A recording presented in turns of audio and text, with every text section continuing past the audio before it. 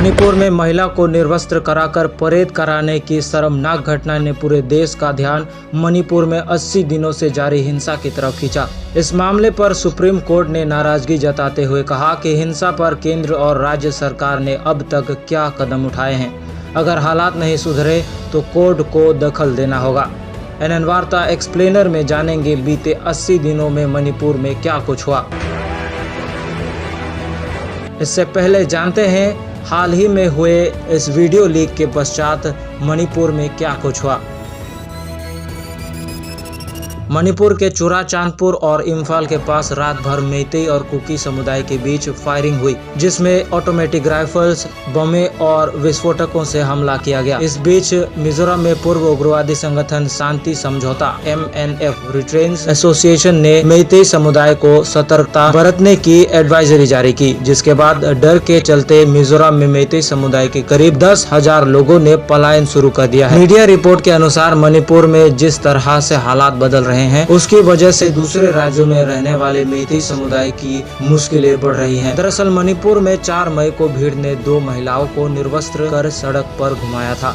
इसका वीडियो 19 जुलाई को सामने आया। उसके बाद से राज्य में हिंसा बढ़ गई है। इतना ही नहीं, भीड़ ने विष्णुपुर के थोरबुंग में एक स्कूल को और कई घरों को आग के हवाले कर दिया। फिलहाल मौके पर CRPF, BSF और आसाम राइफल्स के जवान तैनात है। इससे पहले एक और नया खुलासा हुआ था। पता चला था कि जिस दिन यह घटना हुई थी उसी दिन 2 और युवतियों के साथ गैंग रेप हुआ था, लेकिन उन्हें उसी वक्त मार दिया गया। पीड़िता ने हमसे बातचीत में बताया कि 16 मई को उन्होंने मणिपुर के पुलिस स्टेशन में 0 FIR दर्ज की थी। डरे होने के कारण पहले रिपोर्ट दर्ज कराने की हिम्मत नहीं हुई। थाने में दर्ज FIR के मुताबिक दोनों लड़कियों का सामूहिक बलात्कार हुआ, उन्हें टॉर्चर किया गया और बाद में बेरहमी से हत्या कर दी गई। इस घटना में 100-200 लोगों के मौजूद होने का जिक्र है। आइए जानते हैं एनएन वार्ता एक्सप्लेनर में कि बीते 80 दिनों में मणिपुर में क्या कुछ हुआ। 3 महीने से मणिपुर जल रहा है। 50,000 लोग डिस्प्लेस हो चुके हैं। बेइज्जती पूरे देश की हो रही है।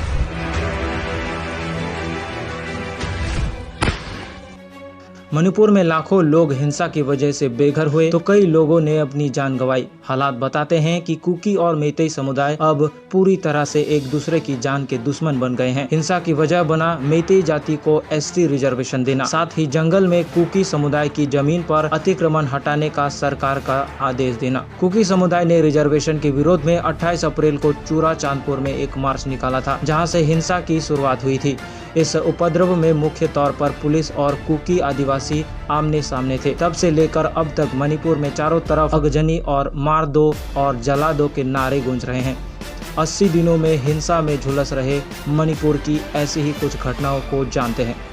पश्चिम इम्फाल जिले में भीड़ ने एम्बुलेंस में आग लगा दी। एम्बुलेंस में सवार 8 साल के बच्चे, उसकी मां और एक अन्य रिश्तेदार की मौत हो गई। पीड़िता मेइतेई समुदाय से आती थी और उनकी शादी कुकी से हुई थी। गांव पायेंग में भीड़ ने पूर्व सैनिक रमेश सिंह का घर फूंक दिया।